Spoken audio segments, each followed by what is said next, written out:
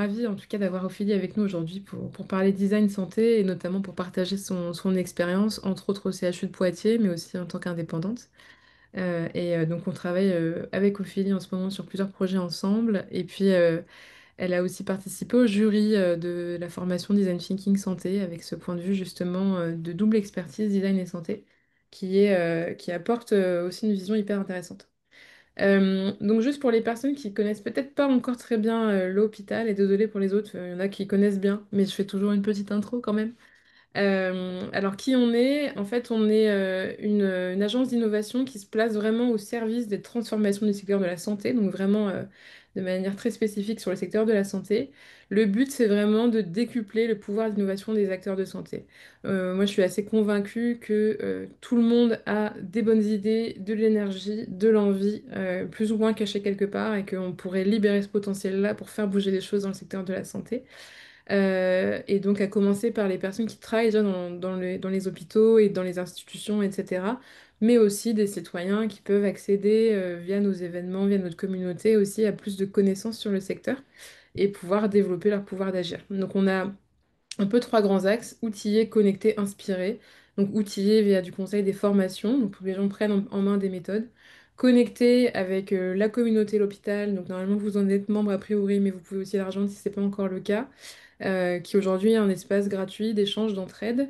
Et on est aussi en train de monter une communauté de pratique un peu plus spécifiquement dédiée au design thinking. On pourra l'évoquer pendant les questions, mais je ne vais pas m'attarder là-dessus parce que pour l'instant c'est surtout un test. Mais c'est des choses qui arriveront bientôt aussi de manière plus ouverte. Et puis, je pense que l'inspiration, c'est indispensable aussi pour garder de l'espoir, pour garder en tête que tout n'est pas perdu dans ce secteur de la santé où il y a quand même beaucoup de difficultés. Et donc, le partage de retours d'expérience, comme pendant les webinaires, mais aussi de témoignages sous forme de podcast, etc., c'est aussi un moyen de continuer à garder en tête que on peut encore faire bouger les choses. Il y a des projets qui réussissent, il y a des choses qui sont possibles, et donc ça garde aussi intact normalement notre volonté à agir. Donc en termes de scope, on travaille avec plein d'acteurs différents, hein. J'ai fait là un aperçu qui n'est même pas exhaustif. Donc beaucoup les établissements de santé publics ou privés, mais ça peut aussi être des institutions publiques, de l'enseignement, des industriels, toujours sur comment les méthodes collaboratives peuvent se mettre au service de projets innovants qui sont vraiment au service des gens, donc des patients, des professionnels, des aidants. Comment est-ce qu'on peut vraiment développer des usages qui vont améliorer le quotidien des gens? Et je m'arrête rapidement sur la communauté que j'ai évoquée. Donc, on organise régulièrement des événements. D'ailleurs, il y a 2 semaines, on a organisé un Futurathon. On proposait à des citoyens de partir dans le futur, imaginer des artefacts qui racontent la santé en 2040. Donc, une ou deux fois par an, on fait des gros événements comme ça qui sont ouverts à tout le monde et qui généralement sont gratuits ou très peu chers. On a donc ce Slack dont je parlais tout à l'heure. Maintenant, je crois qu'il y a 570 membres. Vous pouvez le rejoindre si ce n'est pas déjà le cas. Et puis, le podcast est transformateur avec plein de témoignages de plein d'acteurs différents, des professionnels de santé, des directeurs, des designers, des entrepreneurs, des artistes qui, à leur manière, font bouger les choses dans la santé. Un de nos gros outils, on va dire le premier outil qu'on a sous la main et qu'on utilise extensivement, c'est le design thinking appliqué à la santé. Donc, vu vos présentations, beaucoup connaissent déjà évidemment ce que c'est. Donc, je vais pas m'attarder hyper longtemps, mais dans les grandes lignes, l'idée c'est que le design thinking, c'est une méthodologie qui va permettre d'apporter des solutions à des problèmes du quotidien de différentes ampleurs en s'appuyant vraiment sur le terrain. Donc vraiment s'assurer qu'on propose des choses qui répondent à des vrais besoins des vrais gens sur le terrain. Et donc pour ça, il faut qu'on aille d'abord les interviewer, les rencontrer, comprendre leurs problèmes, leurs contraintes, leur environnement. Il faut commencer par là, éviter plutôt d'avoir une réunion, un copil où on décide, mais plutôt vraiment travailler à comprendre en détail le problème, à l'identifier pour pouvoir amener une solution vraiment pertinente et en s'appuyant surtout sur l'intelligence collective. Et puis, une fois qu'on a trouvé cette idée de solution qui a l'air super, il faut quand même la tester pour en être sûr et pouvoir la réajuster si on se rend compte que ça répond pas vraiment aux besoins. Et donc, il y a une phase de prototypage. Moi, j'aime bien mettre la phase de prototypage à côté parce que je trouve que comme ça, on est sûr de ne pas l'oublier. Mais officiellement, dans le double diamant, généralement, le prototypage, il est à l'intérieur de la dernière partie du double diamant. Mais bon, voilà, ça c'est moi ma manière de représenter les choses pour qu'on ait vraiment cette phase qui ressorte aussi fortement. Donc, si vous voulez en savoir plus sur le design thinking, bah, la meilleure des choses à faire, c'est de se former avec nous. Donc, on a une formation DTS qui a un format assez original.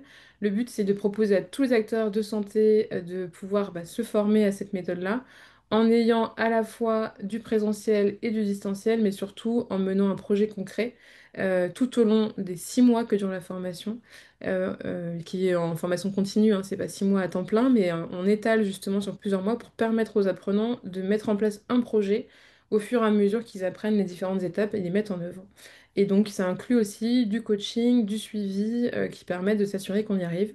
Et tout ça, c'est Calliope, donc finançable par les budgets de formation. Et donc voilà, en déroulé, il y a du présentiel au début à la fin. Entre deux, on a des modules qui se font complètement à distance, ce qui permet d'être très flexible, avec la théorie en vidéo, ce qui permet aussi de le faire quand on a le temps, quand on a la concentration disponible. Des coachings individuels où vraiment là, on va vous aider très spécifiquement sur votre projet. Et des temps collectifs comme celui qu'on est en train de faire, parce qu'en fait, les webinaires, ils peuvent aussi s'inscrire dans le cadre de ces formations, même si maintenant on les ouvre souvent plus largement. Et puis bien sûr, il y a des espaces aussi de chat où on peut échanger en direct, un livret de ressources, une quarantaine de pages avec un peu les éléments clés à retenir. Donc voilà, c'est un format assez original parce qu'il a été conçu en faisant du design thinking. Et donc c'est pour vraiment répondre aux besoins spécifiques des acteurs de santé. Donc la prochaine promo, elle démarre en janvier 2026. Donc les inscriptions sont ouvertes en ce moment. Si vous êtes intéressé ou si vous connaissez des personnes que ça peut intéresser, n'hésitez pas à leur faire suivre l'information. Donc maintenant, on va passer surtout au témoignage d'Ophélie. Donc je l'ai un peu présenté tout à l'heure, et évidemment, elle va nous en dire plus. Mais en tout cas, voilà, les webinaires, leur objectif, c'est aussi de partager des retours d'expérience, des exemples. Parce que quand on parle de design thinking, les termes sont pas très évocateurs. Souvent, les gens se demandent un peu ce que ça recouvre. Et quand on se dit en plus qu'on l'applique en santé, parfois on se demande, mais concrètement, qu'est-ce qu'on est capable de faire dans les hôpitaux, dans la santé avec ce type d'outils? Donc les webinaires sont vraiment là aussi pour illustrer, pour rendre concret ces concepts-là. Donc voilà, merci beaucoup Ophélie d'être avec nous aujourd'hui et je vais te laisser la parole et je redis bienvenue aux personnes qui sont présentées dans le chat. Je vous invite à lire dans le chat aussi pour découvrir les autres profils présents. Mais je vois qu'on a pas mal de designers et de professionnels de santé. Donc c'est pas surprenant vu notre thématique et vu un peu la composition de cette communauté. Eh bien, je te laisse la main, Ophélie, pour partager ton écran et puis surtout pour partager ton retour d'expérience. Super. Alors, je remplace le partage actuel. Est-ce que tout le monde voit bien mon écran? Je vois des pouces en l'air, donc c'est super, on va pouvoir démarrer. Eh bien, bonjour à tous. Moi, je m'appelle Ophélie Strezlek et je suis designer de service. Donc, aujourd'hui, effectivement, je suis indépendante où j'ai le plaisir de travailler avec Aude sur divers sujets et j'accompagne des structures, des établissements, voilà, dans le développement de leur parcours usager. Et donc, pourquoi est-ce que je vous ai mis un petit peu une image un petit peu de mon parcours? C'est parce que j'ai travaillé pendant 2 ans au CHU de Poitiers en tant que chargée de projet en promotion de la santé. Et je propose pour aujourd'hui de vous faire un focus sur cette expérience parce que la Villa Santé, nous allons voir juste après, est une structure assez innovante en fait dans sa façon de faire et qui intègre le design d'une certaine manière déjà dans sa création. Et je pense que ça peut être hyper intéressant de découvrir pour celles et ceux qui ne connaissent pas la Villa Santé, cette structure d'accompagnement, de prévention et de promotion de la santé. C'est bon, je suis au fait avec la technologie. Donc le design de service, c'est quoi? Je vais passer très rapidement dessus. C'est vrai que quand je dis que je suis designer en santé, souvent on me regarde avec des yeux écarquillés de qu'est-ce qu'elle raconte? Eh bien, le design, il existe plein de définitions. C'est vrai que moi, celle que je retiens parce que je trouve que c'est la plus simple, c'est d'apporter une solution adaptée à un besoin identifié. C'est comme ça qu'on a des designers produits qui font en sorte que vous puissiez vous asseoir votre besoin et donc créer des chaises. Et puis ensuite, ça se décline design produit, design d'espace, selon en fait le projet qui en découle, le besoin et la réponse. Et lorsque l'on parle de design de service, on s'intéresse tout simplement au service, au parcours de l'usager. On va s'intéresser donc à l'usager dans sa globalité, ses besoins, ses difficultés, le parcours sur lequel il se situe et puis l'environnement global dans lequel il évolue.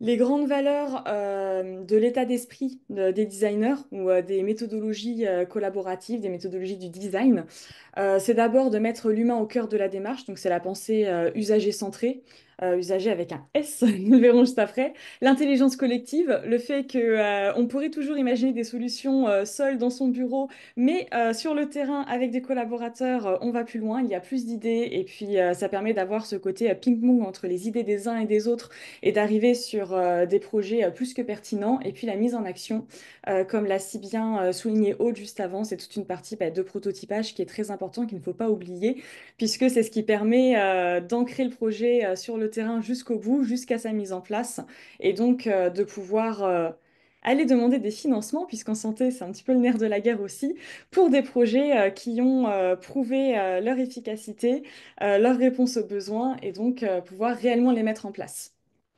Donc, qui dit expérience usagée dit forcément parcours usager, c'est-à-dire tout ce qui va se passer d'un point A à un point B pour l'usager, l'information qu'il va recevoir, le lieu dans lequel voilà, il va évoluer.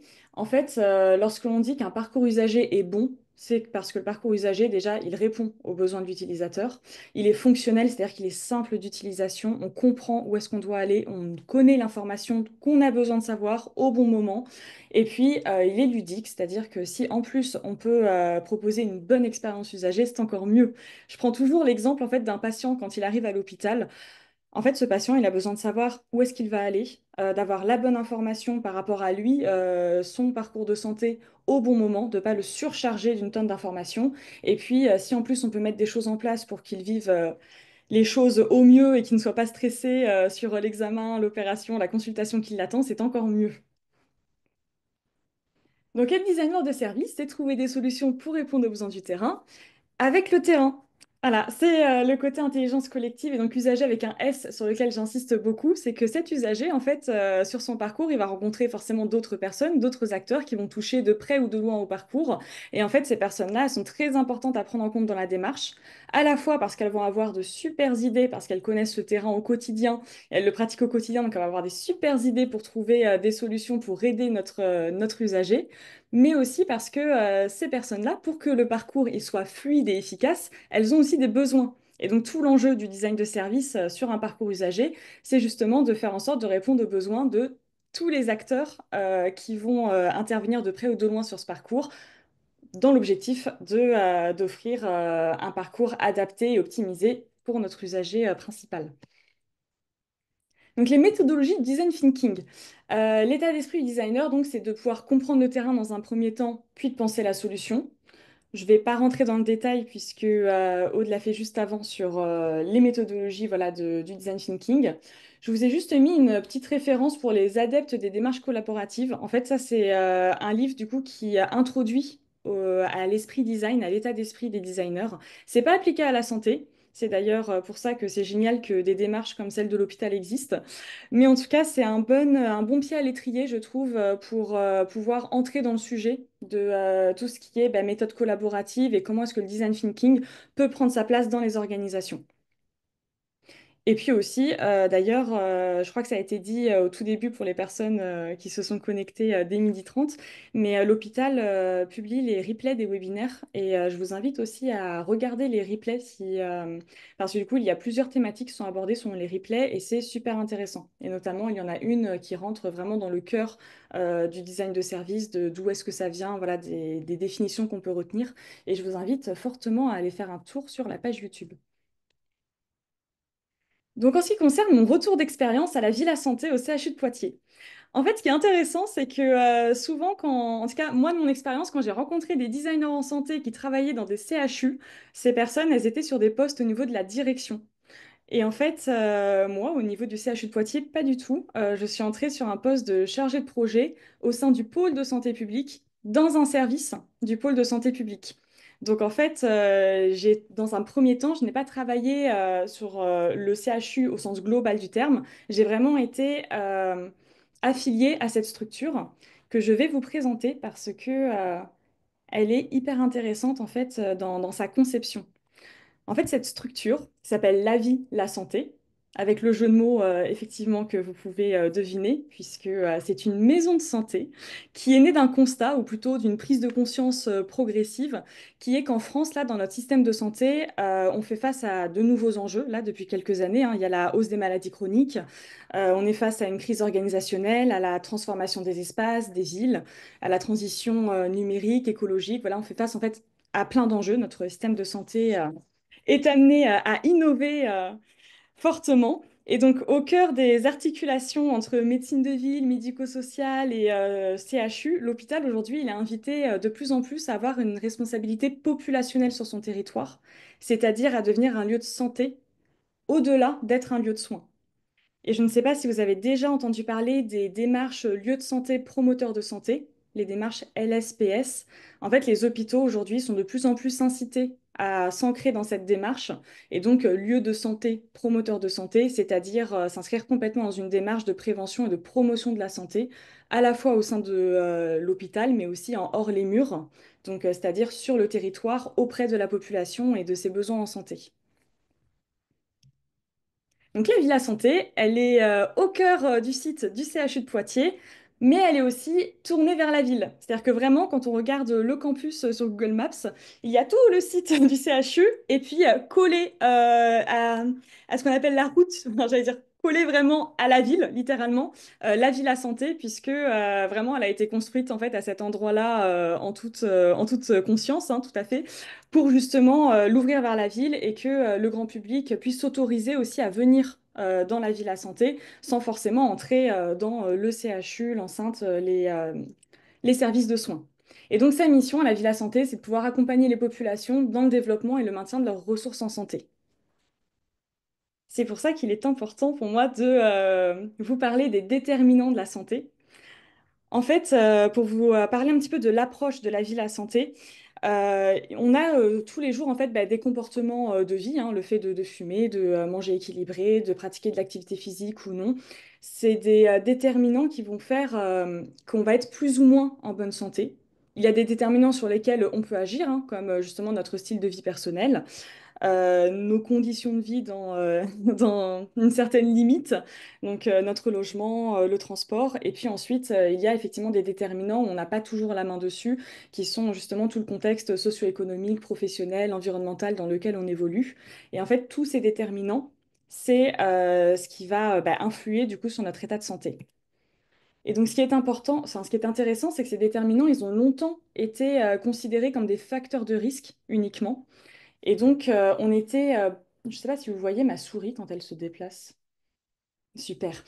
Et donc, on était beaucoup sur cette partie-là que l'on appelle la pathogenèse, c'est-à-dire d'où vient la maladie, comment est-ce qu'on peut éviter la maladie, et donc prendre en compte ces facteurs de risque pour se protéger, faire de la prévention, et puis apporter du soin à tout cela.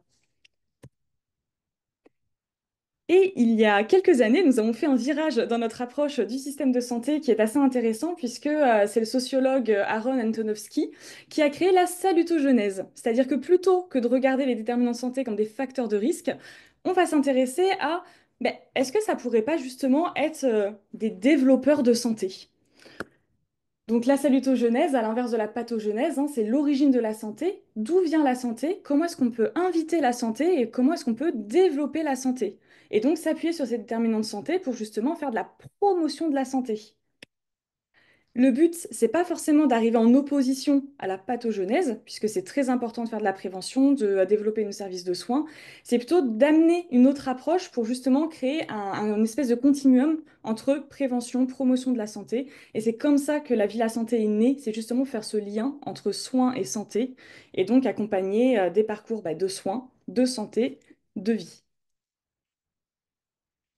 C'est une structure, du coup, qui a une approche créative de santé, une approche positive de la santé, qui est beaucoup basée sur le développement des ressources psychosociales de la population, c'est-à-dire toutes les ressources que l'on va avoir pour prendre soin de soi, pour être acteur de sa santé, et du coup, comment faire pour aider les personnes à être de plus en plus actrices voilà, de leur santé. Et donc, on rejoint avec l'empowerment en haut à gauche, c'est le pouvoir d'agir de la population.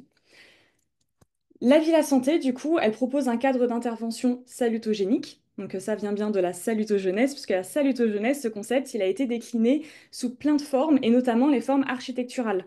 Et donc, en architecture, si bah, ça vous intéresse voilà, de faire quelques recherches, les espaces salutogéniques, c'est quelque chose qui est très répandu, qui arrive de plus en plus en France. Et donc, c'est des espaces qui invitent à prendre soin de soi, donc invitent à la santé. Et donc, la vie, la santé, ou la villa santé, est une structure qui s'organise sous forme de maison. Donc, il y a vraiment une cuisine, un salon, un potager, une bibliothèque. Alors, une belle et grande maison de 700 mètres carrés, mais une maison tout du moins. Et donc, à l'intérieur de cette maison, comment est-ce que la Villa Santé en fait prend forme dans son fonctionnement? C'est qu'elle propose des ateliers que l'on appelle créateurs de santé, donc des ateliers de promotion de la santé, tout simplement, avec des professionnels qui sont dédiés à cela. Donc, il y a différentes thématiques de santé qui sont abordées, telles que l'alimentation, l'activité physique, le bien-être mental. Vous voyez de toute façon sur l'écran les thématiques s'afficher. Et ce sont des ateliers collectifs qui s'adressent au grand public, mais aussi aux patients, aux professionnels, en fait, qui mixent les différentes, les populations, les différents publics. Et ce qui est intéressant, c'est que dans son fonctionnement, la Villa Santé offre des temps de collaboration et donc utilise des méthodes collaboratives pour justement organiser des ateliers d'intelligence collective autour de la santé, s'appuyer à la fois de l'expertise du professionnel donc, qui est présent, qui anime cet atelier, mais aussi s'appuyer de l'expertise et des expériences personnelles des personnes présentes autour de la table.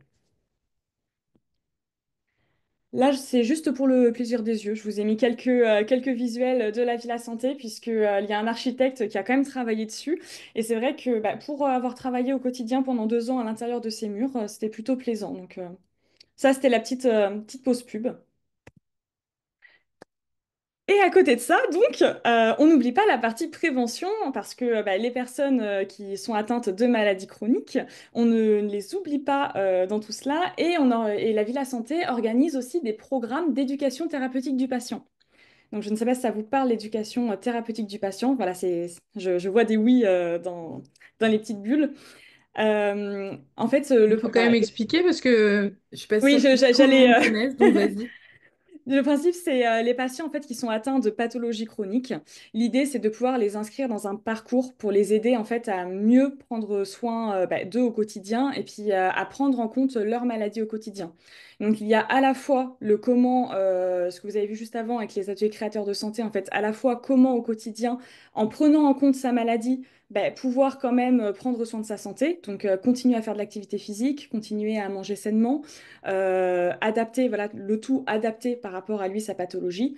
Et puis, il y a aussi des ateliers donc d'éducation thérapeutique du patient ou des ateliers d'auto-soins, on les appelle souvent comme ça dans le TP, qui sont, eux, des ateliers vraiment dédiés. C'est une infirmière responsable du programme qui organise ces ateliers. Donc, c'est toujours des ateliers collectifs, hein, mais qui rassemblent, là, pour le coup, des patients atteints de la même pathologie pour discuter vraiment de la pathologie et donc du quotidien, de ce que ça implique au quotidien et de quelles ressources est-ce qu'ils peuvent développer, eux, de leur côté pour mieux le vivre au quotidien.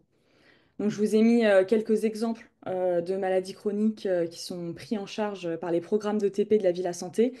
Mais aujourd'hui, il existe plus d'une vingtaine de programmes et ils en déposent encore chaque année, ce qui est génial parce que du coup, ça démocratise encore plus le TP et puis ça rend encore plus accessible ce type de programme aux patients atteints de diverses pathologies.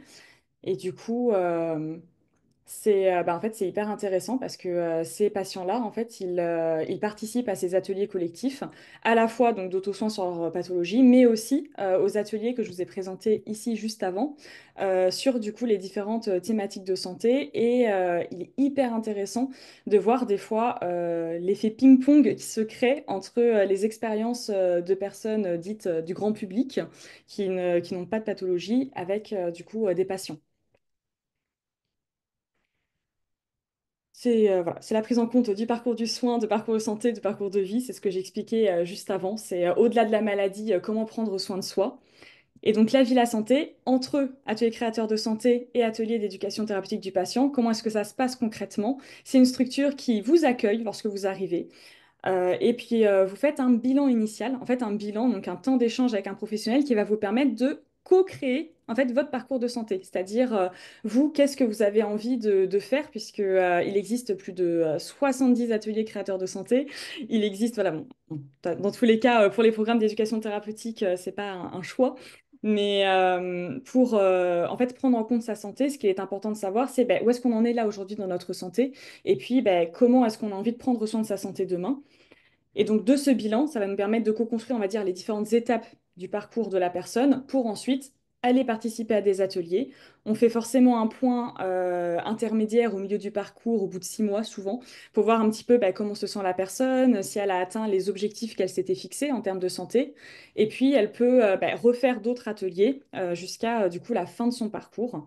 Et puis, l'étape 7, c'est envoyez-nous une carte postale, puisque on a mis ça en place en fait il y a quelques années. C'est vrai que c'est quelque chose qui fonctionne beaucoup, à la fois pour enfin, pour aider à la reconnaissance des équipes en fait à l'intérieur, mais aussi les bénéficiaires de la ville à santé. En fait, ils adorent bah, partager eux aussi leur retour d'expérience. Donc voilà. Et donc ce bilan initial, pour rapidement vous présenter comment plus concrètement est-ce qu'il s'organise, je trouvais intéressant de vous présenter l'outil Eladeb, puisque les bilans sont vraiment bah, faits avec cet outil. En fait, c'est un outil, donc vous le voyez, il y a différentes cartes qui correspondent à différentes, on va dire, rubriques de notre quotidien. On a le lieu de vie, la connaissance, les amitiés, le temps libre, mais on a l'hygiène, la sexualité, l'alimentation, l'activité physique. En fait, il y a une carte par rubrique de vie. Et le but, c'est de pouvoir, dans un temps d'échange avec le professionnel, parler très librement pour identifier, évaluer les besoins d'accompagnement. Mais du coup, comment est-ce que ça se passe concrètement? C'est qu'on prend les cartes une à une et puis on prend le temps d'échanger sur chaque carte pour savoir si est-ce que c'est un problème ou pas dans mon quotidien. Donc l'alimentation, est-ce que là comme ça à dire alimentation, qu'est-ce que j'ai envie d'en dire? Est-ce que c'est un souci? Est-ce que c'est pas un problème? Donc il y a un premier tri comme ça qui s'opère. Ensuite, il y a une grosse faute d'orthographe sur son intensité. Ensuite, on prend donc toutes les cartes où la personne s'est dit, ben là, franchement, il y a un problème là-dessus, voilà, enfin, il faut qu'on en parle, quoi. Donc, quelle est l'intensité du problème? Ensuite, est-ce que vous avez besoin d'aide supplémentaire pour ces problèmes? Et puis, ben, quelle est l'urgence de votre besoin? Et en fait, derrière ces cartes, il y a forcément, du coup, ben, dans l'échange avec le professionnel, il y a forcément, du coup, des ateliers, en fait, qui vont en découler pour accompagner cette personne. Et pourquoi est-ce que je parle de co-création du parcours de santé? Et je vais mettre juste un petit diamant là dans le coin de l'écran. C'est parce que moi, pour le coup, c'est une démarche qui a complètement fait écho à mes démarches, ben, à moi, mon état d'esprit de designer, à mes pratiques de designer, puisque l'idée, c'est vraiment ben, de pouvoir comprendre les besoins de la personne pour déjà repositionner la problématique avant de pouvoir construire un parcours de santé avec cette personne. Par exemple, l'exemple que je donne très souvent, c'est la personne qui peut être en surpoids qui arrive lors du bilan et qui dit bah, il faut absolument que je fasse des ateliers sur l'alimentation et sur l'activité physique adaptée parce que je veux absolument perdre du poids. Et en fait, bah, passer cet entretien, donc qui dure en général 1 heure, hein, à la fin, en fait, on se rend compte en discutant avec la personne que c'est une personne qui est très stressée, qui a beaucoup d'angoisse. Et finalement, c'est cette anxiété qui bah, lui génère bah, l'envie de manger et en fait, bah, qui lui fait prendre du poids. Et c'est là où c'est intéressant, puisque plutôt que de lui organiser ben, des ateliers d'activité physique adaptés, là, pour le coup, ça a permis de peut-être orienter la personne vers des ateliers de bien-être mental, justement, de gestion des émotions, gestion de l'anxiété. Ophélie, je t'interromps parce que je sais que tu n'as pas la vue sur le chat. Il y a, je pense que c'est Aude qui a mis un message dans le chat en disant pourriez-vous nous en dire plus sur envoyez-nous une carte postale, comment ça fonctionne concrètement? Et qui te remercie pour la présentation très intéressante aussi. Eh ben, très bien, merci beaucoup. Est-ce que je peux me permettre de mettre cette question en suspens pendant 5 minutes? Parce que du coup, on va avoir un exemple de projet accompagné qui va faire lien directement avec cette question. Eh ben, on va patienter. Voilà, mais je me la note pour être sûre, pardon, de ne pas la rater. Donc la Villa Santé, finalement, bah, c'est 700 mètres carrés dédiés à la santé publique. C'est une équipe pluridisciplinaire, hein, vous l'aurez compris. Il y a des diététiciennes, des psychologues, des enseignants en activité physique adaptée, des infirmières. Il y a énormément de spécialités qui travaillent ensemble au sein des parcours de santé. C'est plus de 70 ateliers, 10 000 venues annuelles et près de 2 000 bénéficiaires d'actions hors les murs. Puisque comme je vous en ai parlé tout à l'heure, la responsabilité populationnelle de l'hôpital, donc, c'est de pouvoir bah, proposer des actions de prévention, de promotion de la santé dans l'hôpital, au sein de l'hôpital, mais aussi sur son territoire, au plus près de la population. Donc l'exemple peut-être le plus simple, le plus parlant, on va dire le plus répandu, ce sont les actions nationales de prévention. Je vous ai mis un exemple ici avec le mois sans tabac. Mais en fait, la Villa Santé, du coup, crée aussi, co-crée, et c'est là où je vais vous en parler juste après. Moi, j'ai eu un rôle là-dedans, des actions justement bah, pour répondre aux besoins de santé de la population. Et donc ici, je vous ai mis l'exemple de Happy Doc, puisque c'est l'action, je pense, la plus connue sur le territoire de la Vienne en termes de promotion de la santé coportée par le CHU. C'est un séminaire de promotion de la santé à destination des étudiants en médecine. C'est-à-dire que les étudiants en médecine, lorsqu'ils commencent leurs études, avant de se plonger complètement dans des manuels et plein d'articles scientifiques, on a mis en place un séminaire de rentrée. Et donc, l'idée de ce séminaire de rentrée, enfin, la Villa Santé a mis en place, hein, pas moi personnellement, un séminaire de rentrée qui a donc pour idée de justement bah, sensibiliser les étudiants en médecine sur bah, leur santé à eux, puisque avant de devenir de futurs soignants qui prendront soin de futurs patients, il est important que eux aussi apprennent déjà à prendre soin d'eux au quotidien. Et donc là, vous voyez bah, typiquement un atelier sur l'activité physique adaptée. Et donc moi, au sein de la Villa Santé, c'est là où on va arriver sur mes missions, puisque j'ai eu différentes casquettes au sein de cette structure. J'ai été donc animatrice en santé publique, c'est-à-dire créer des partenariats avec le territoire, puisque le CHU du coup bah, peut proposer des actions de prévention, de promotion de la santé sur le territoire. Néanmoins, il est utopique de penser que le CHU seul va prendre en charge toute la responsabilité populationnelle du territoire et répondre à toutes les difficultés. C'est pourquoi il est important pour un CHU bah, de s'appuyer justement sur d'autres structures du territoire, sur des associations, puisqu'il y a énormément de choses vraiment sur chaque territoire. Chaque territoire a ses besoins en santé, mais aussi ses offres de santé. Et du coup, c'est intéressant de partir à la rencontre de tous ces acteurs en santé, de tous ces transformateurs de la santé, et donc de voir comment est-ce qu'on peut avoir des synergies communes, comment est-ce que nous, on peut arriver en appui, comment est-ce que eux pourraient arriver en appui sur telle ou telle thématique, et puis surtout faire en sorte de se coordonner les uns les autres, puisque c'est quelque chose que j'ai beaucoup vu dans les appels à projets. Lorsqu'il y a un appel à projet qui sort sur bah, l'activité physique adaptée sur le territoire, par exemple des étudiants, on va tous déposer un appel à projet, on va tous déposer un projet dessus. Mais du coup, l'alimentation des étudiants, ça passe plus ou moins à la trappe parce que du coup, bah, l'appel à projet concerne l'activité physique, donc on va tous courir dessus. Et donc, l'idée aussi de créer des partenariats avec le territoire, c'était bah, de réfléchir à comment est-ce que bah, on ne fait pas tous une action similaire, mais que à nous tous, on puisse bah, répondre à un maximum de besoins voilà, sur le territoire.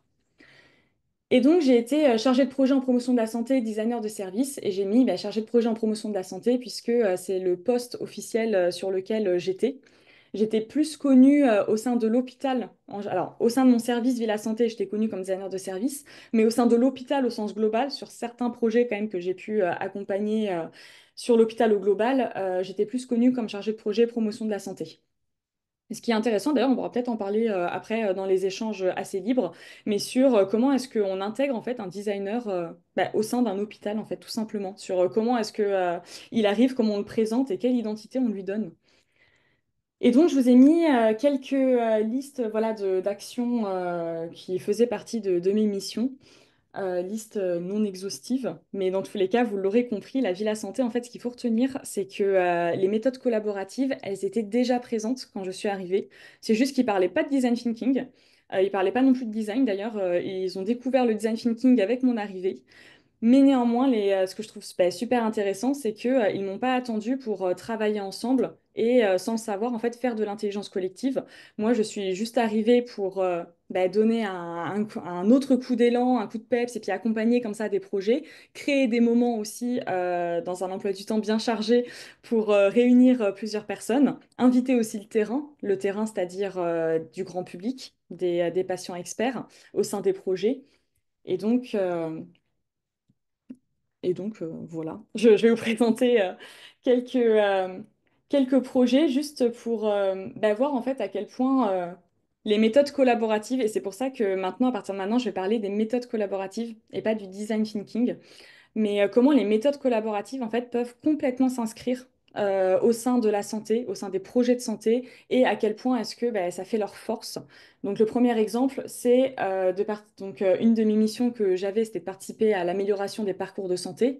Et donc l'un des projets que j'ai pu accompagner, c'était de repenser le livret usager, c'est-à-dire que je ne sais pas si vous avez déjà vu les livrets patients format A4, à peu près épais comme ça, là, de 1 centimètre d'épaisseur qui ne sont jamais lus par les patients. C'est vrai que on ne sait pas pourquoi, remarque, mais en même temps, quand nous on essaye de se pencher en réunion sur bah, qu'est-ce qu'il a à se livrer, on se rend compte que en fait autour de la table personne n'a lu non plus le livret en entier.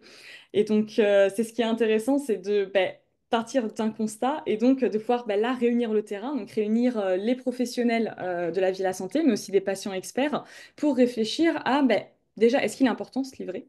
La réponse était oui. Donc du coup, vu qu'il est important, pourquoi est-ce que la personne ne s'en saisit pas? Qu'est-ce qui fait que la personne ne s'en saisit pas? Et je vais même reformuler la question, comment donner envie à la personne de se saisir de ce livret? Et donc on a travaillé sur comment créer en fait ce qu'on appelle mon passeport santé, mon carnet de bord. Justement, comment donner un aspect ludique au livret usager. Donc c'est tout simplement un livret patient qui est devenu mon carnet de bord qui permet de suivre en fait le patient dans son parcours, de suivre aussi ses objectifs, les ateliers auxquels il a participé, que lui aussi puisse prendre note de certaines choses, de certains ateliers. Et puis on s'est surtout basé sur le besoin du patient, c'est-à-dire qu'on est vraiment passé d'un livret rempli de blocs de texte à ce qu'on voit sur l'image ici, un livret vide en fait. Parce que en réfléchissant avec les patients experts, et puis là c'est un projet qui est toujours en phase de test hein, sur des patients du coup non experts ce qui est intéressant d'ailleurs dans les phases de test, puisque ça permet aussi de voir du coup des retours, d'avoir des regards extérieurs de personnes qui n'ont absolument pas suivi la démarche en interne, et donc d'avoir leur retour vraiment à froid sur le projet. Donc ce carnet de bord est en pleine expérimentation en ce moment sur le terrain. Et c'est là où j'arrive sur la carte postale, puisque à la fin de ce carnet de bord, il y a une page qui se découpe justement avec cette carte postale. C'est vrai que c'est dommage parce que j'ai pas le visuel sur ce diaporama.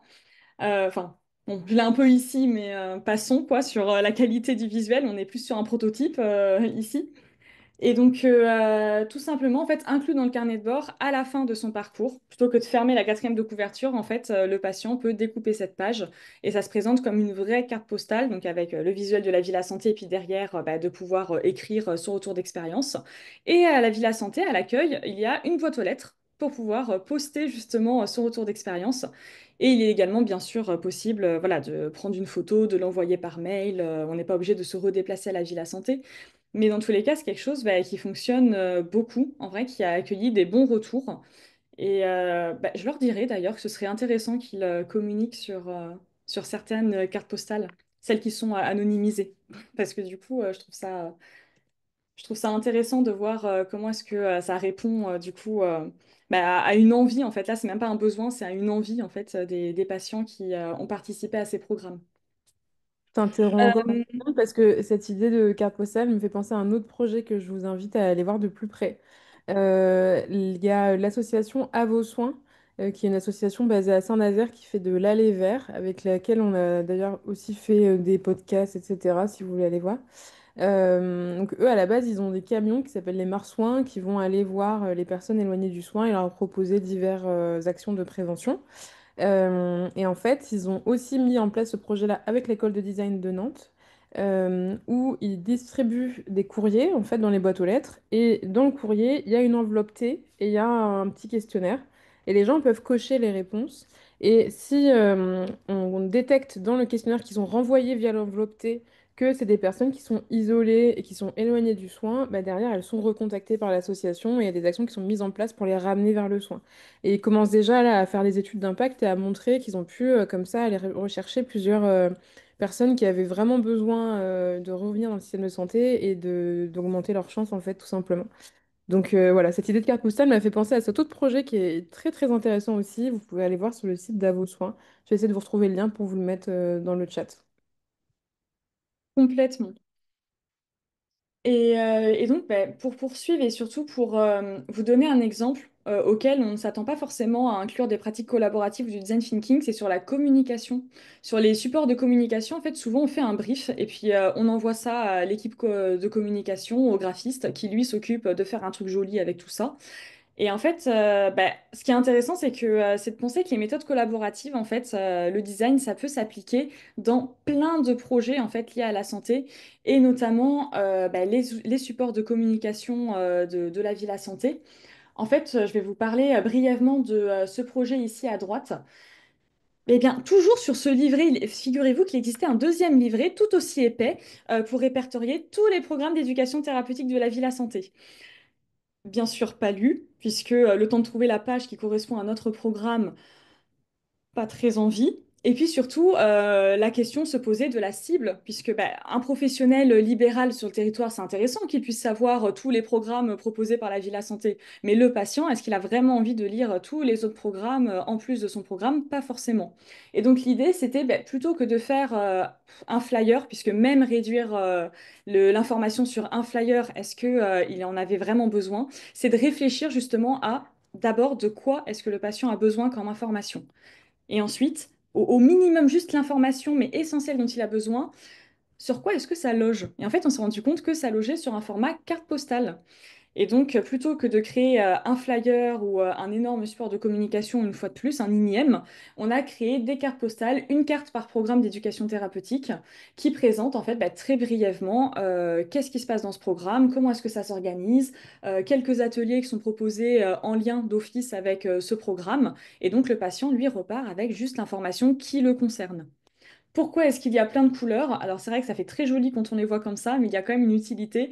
C'est pour aider les professionnels de santé lorsqu'ils donnent la carte du programme donc pour le patient. C'est pour c'est pour les aider en fait tout simplement à se repérer très rapidement sur la couleur de leur programme. En fait, ça les aide à être plus efficaces puisqu'il y a plus de 20 programmes d'éducation thérapeutique. Donc c'est aussi pour éviter de, vous voyez, passer en revue toutes les cartes jusqu'à trouver le bon programme. Et puis, bien sûr, on a créé ensuite un flyer, mais adapté une fois de plus aux professionnels de santé, juste pour les professionnels de santé, pour leur expliquer un petit peu tous les programmes d'éducation thérapeutique qui existent. Mais là encore, pas exactement ce qui se passe dans le programme, mais en fait plus pourquoi c'est important de prescrire, comment prescrire un programme d'éducation thérapeutique. Donc voilà, en fait, les pratiques collaboratives, elles s'inscrivent, mais même dans des sujets tels que la communication, auxquels on ne pense pas toujours, mais qui peuvent faire un vrai game changing, euh, qui peut avoir un vrai atout, une vraie plus-value sur les parcours de santé après qu'on peut proposer. Et puis, alors très rapide en 2 minutes, puisque je pense que c'est important qu'on garde un temps d'échange. Co-créer de futures offres de services. L'idée de la Villa Santé, c'est justement de s'appuyer sur cette équipe pluridisciplinaire, sur les pratiques collaboratives, pour réfléchir justement à comment est-ce que l'hôpital pourra encore plus demain s'inscrire dans des démarches de promotion de la santé. Et parfois, parce que c'est vrai que je vous ai montré là des exemples très concrets où on a fini sur des flyers, des outils de communication, des choses comme ça. En fait, parfois, c'est aussi juste accompagner des réflexions avant de répondre à des appels à projets, avant d'aller chercher des financements, de se questionner de qu'est-ce qu'on veut faire, quels sont les besoins du territoire.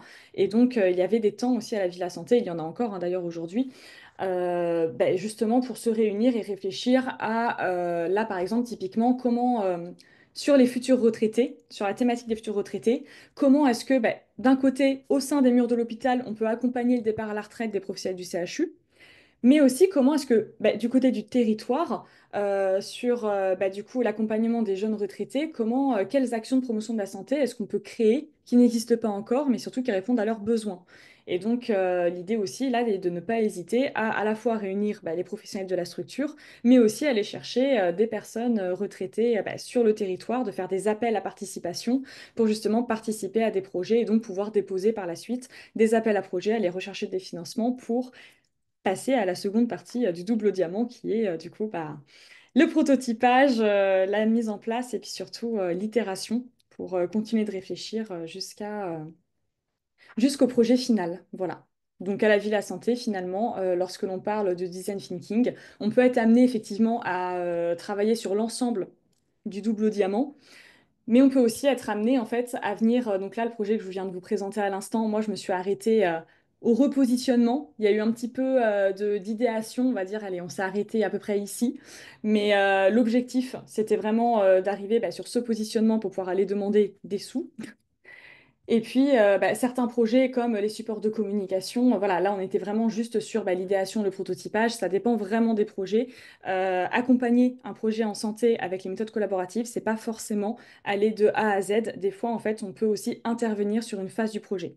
Même si je conseillerais toujours de mener le projet de A à Z, ou en tout cas, si on arrive en deuxième partie, de bien vérifier que les besoins ont été bien identifiés en première partie. Parce que ça, par contre, c'est vrai que c'est le risque quand on arrive sur la deuxième partie de ce schéma, c'est bah, justement bah, de réfléchir et de prototyper et de se rendre compte à l'itération que on est à côté de la plaque. Et oui, parce qu'en fait, la bonne question n'avait pas été posée lors de l'immersion. Et donc, bah, le projet est complètement hors sol et déconnecté du terrain.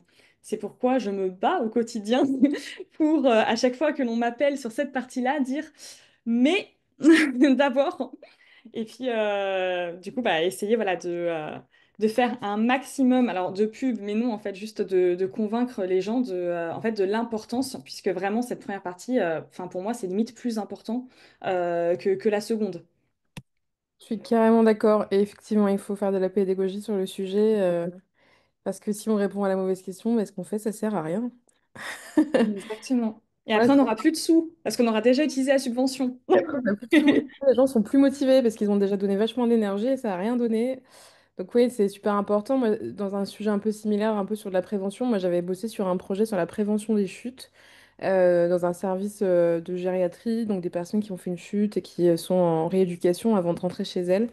Et il y avait beaucoup de personnes qui refaisaient une chute dans les 3 mois après être rentrées chez elles. Et en fait, ils avaient fait tout un livret de prévention pour expliquer tout ce qu'il faut faire pour éviter les chutes à la maison. Ils avaient fait un livret, franchement, très très qualitatif, avec des illustrations, avec tous les métiers, tout plein de petits conseils. Vraiment, le livret était top, hein. Juste, les gens, ils étaient déjà au courant. C'était pas ça leur problème. Le problème, c'est qu'ils étaient très au courant, mais ils n'arrivaient pas à le faire.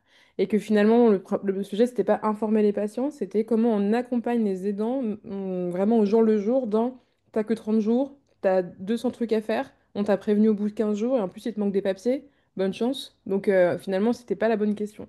Et donc on a beau faire un truc hyper qualitatif pour répondre à un problème, si c'est pas ça le cœur du problème, ben ça marche pas. Donc on est très alignés de toute façon là-dessus. Ouais, complètement. Et donc, les méthodes collaboratives doivent prendre leur place. En fait, elles ont leur place dans les projets de santé et elles doivent prendre leur place dans les projets de santé. C'est pour ça qu'on se réunit aujourd'hui. C'est pour ça que l'hôpital œuvre tous les jours pour intégrer de plus en plus et démocratiser le design au cœur de la santé. Et puis que bah, on voit l'émergence bah, du design en fait en santé de plus en plus, que ce soit par des designers ou par des transformateurs de la santé. Et c'est ce qui fait la richesse, je trouve, des approches et des apports, des expériences de chacun. Et donc, du coup, bah, moi, j'ai de très bon espoir que l'on puisse réussir à innover et puis à répondre de façon bah, innovante et constructive à tous ces enjeux auxquels le système de santé fait face aujourd'hui. Ben, merci beaucoup Ophélie pour cette intervention très très riche. Il nous reste que quelques minutes, mais si vous avez des questions, ben, c'est le moment soit de lever la main pour allumer votre micro, soit de les mettre dans le chat. Profitez-en, que ce soit des questions sur le retour d'expérience, sur la méthodologie en elle-même. Voilà, n'hésitez pas à à les partager. En attendant que les premiers timides prennent la parole, je vais juste vous montrer très rapidement sur notre site où est-ce que vous pouvez aller retrouver toutes les autres ressources si ça vous a intéressé. En fait, vous pouvez aller retrouver sur notre site, j'espère que vous voyez bien notre site là. Dans la partie contenu ici, vous allez pouvoir retrouver tous les épisodes de podcast, sachant que Chloé, qui est cachée dans les coulisses, nous a fait un magnifique outil Airtable dans lequel vous allez pouvoir regarder par rapport à vos sujets d'intérêt. Vous allez pouvoir trier en fait, tout simplement ici et dire bah, moi j'aimerais bien voir tous les invités qui sont des designers. Donc mettre des filtres, mettre des tris pour pouvoir aller voir les épisodes qui vous intéressent le plus. Et puis après, ailleurs sur le site, dans communauté, vous avez aussi événements. Et donc là, vous allez retrouver un calendrier de tous les événements, donc notamment les webinaires, mais aussi des choses en présentiel à Nantes ou à Paris. Et vous allez aussi ici dans la partie Afterwork et webinaire retrouver les replays. Donc vous pouvez aussi les retrouver sur la chaîne YouTube bien sûr. Mais donc voilà, toutes ces ressources-là, elles sont disponibles gratuitement sur le site. Donc servez-vous. N'hésitez pas à aller les chercher aussi pour poursuivre ces réflexions. Alors, je vois qu'il y a des messages qui sont arrivés dans le chat, mais j'arrive pas à les lire. Camille demande quelle est ta formation, Ophélie? Quelle place avais-tu au sein de l'établissement, ta hiérarchie, tes collègues?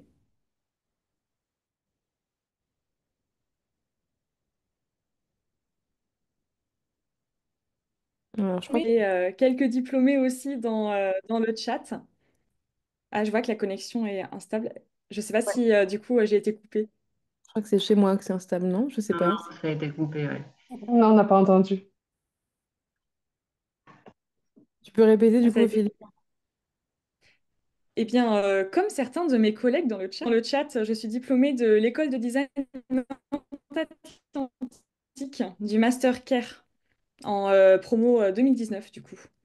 2019 parce que j'étais sur le double cursus à l'IAE en management de projet, ce qui fait que c'est pas exactement juin.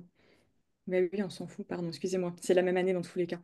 Et puis, ma place au sein de l'établissement, oui, du coup, ma hiérarchie, mes collègues, bah, en fait, ce qui était intéressant, c'est que je n'étais pas du tout au niveau de l'établissement. J'étais vraiment au sein de mon service bah, de santé publique, de la structure de la Villa Santé. J'étais sur un poste de chargé de projet en promotion de la santé. Et donc, hiérarchiquement, j'avais un cadre de soins et un cadre supérieur de soins au-dessus de moi. Et ensuite, on était deux chargés de projet. Donc, l'une côté promotion de la santé, l'autre côté éducation thérapeutique du patient. Et donc, ensemble, on travaillait en binôme alors sur nos différents sujets, mais en tout cas, on était vraiment en binôme pour travailler sur ces sujets. Et puis, en fait, j'aime pas dire que j'étais la chef de l'équipe des promoteurs de santé, des différents professionnels, puisque c'est pas exactement ça, c'est vraiment pas comme ça que je le ressentais. C'était plus dans le sens où en fait, on avait plein de professionnels qui travaillaient à la Villa Santé et moi, je les voyais vraiment mais comme une ressource super riche. Et donc, bah, j'hésitais pas justement à les associer aux différents projets, puisque moi, en fait, je devais bah, créer des offres de santé, des actions, je devais répondre à des appels à projets, sauf que bah, là encore, pour que ce soit pertinent toujours s'ancrer sur le terrain, et le terrain, c'est eux.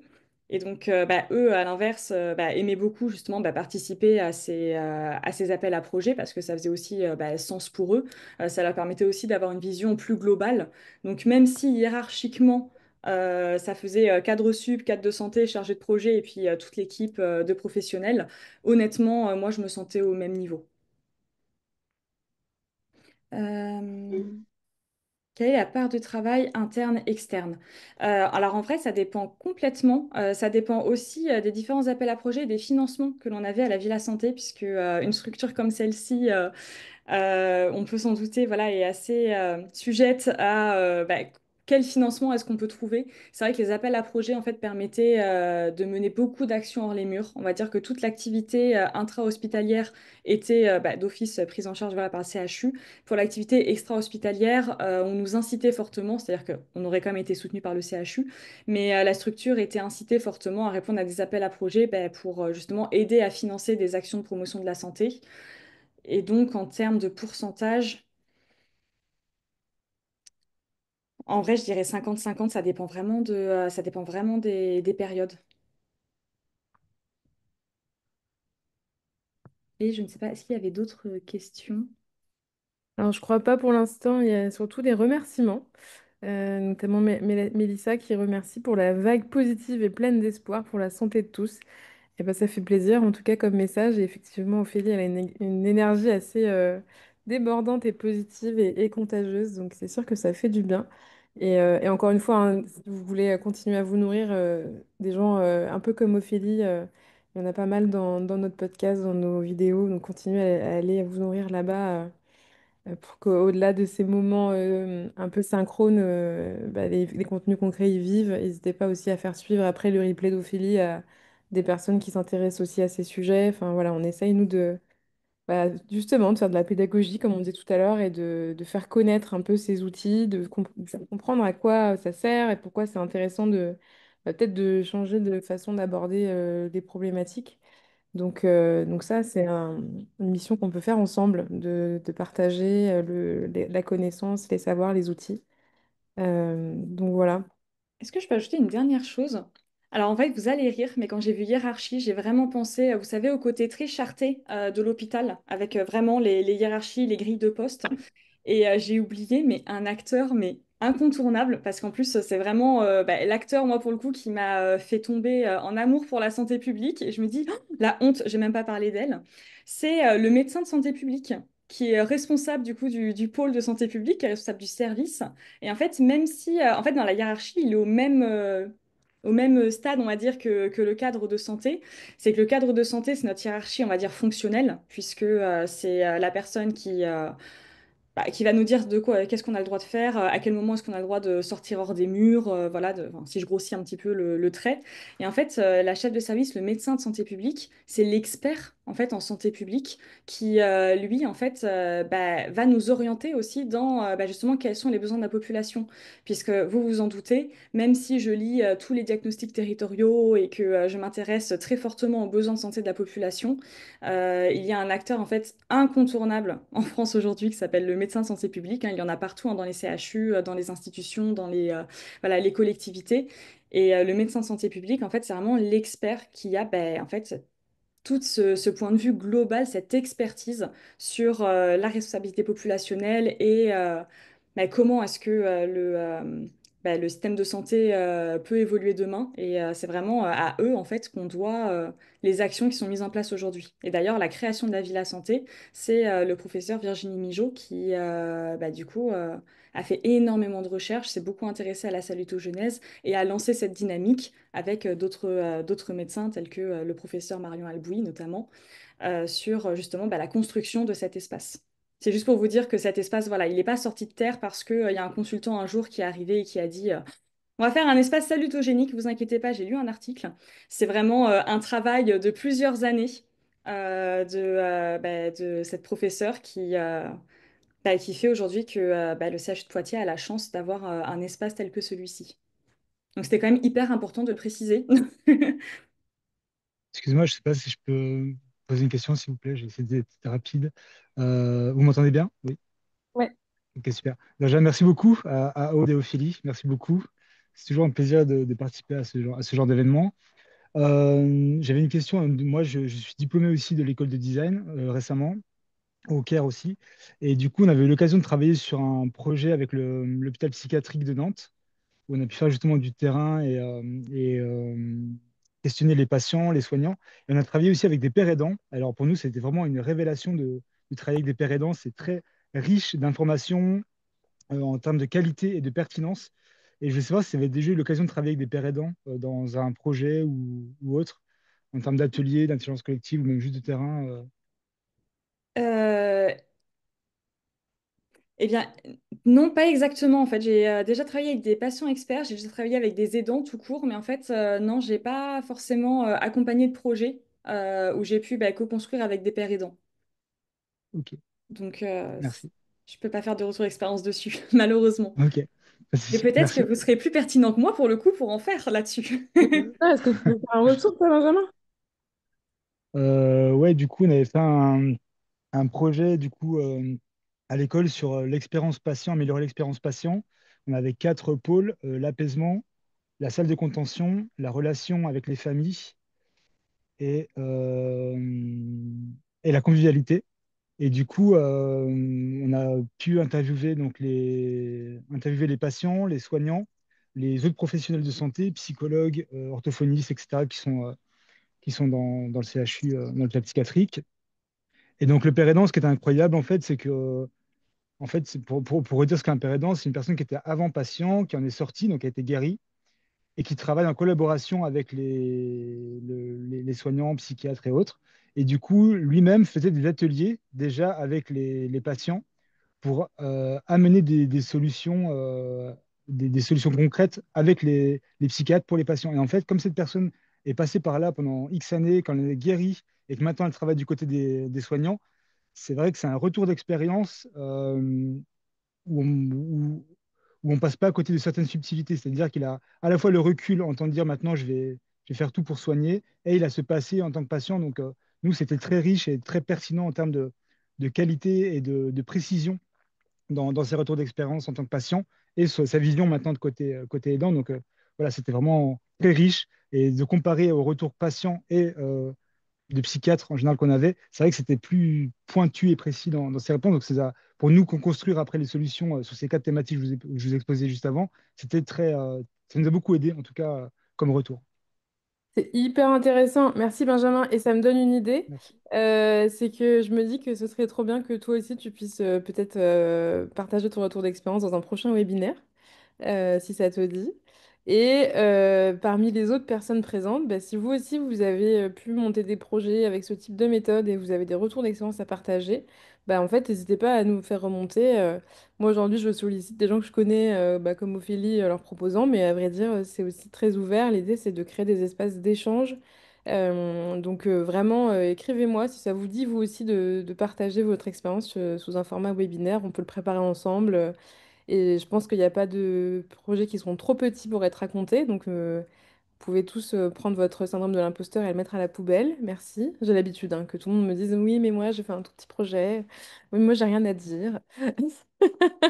Et voilà, on peut aussi bah, utiliser ces espaces pour continuer à partager. Eh bien, vu qu'il est déjà 13h37, je pense qu'on va peut-être clore le webinaire pour que chacun puisse aller retourner au reste de sa journée. Mais encore un grand merci à Ophélie pour ce partage hyper intéressant. Et puis merci à vous toutes et tous d'avoir pris le temps aussi de vous connecter aujourd'hui. Et puis, bah, je vous invite à suivre un peu notre newsletter, nos actus pour pouvoir être tenu au courant des prochains webinaires, des prochaines choses qu'on pourrait proposer. Et donc, notamment, j'en dis pas beaucoup plus, mais il y a une communauté de pratique qui est en préparation intense, et notamment avec Ophélie d'ailleurs. Donc, on vous tient au courant là-dessus. Voilà, bah, bon après-midi à tout le monde, et puis à bientôt.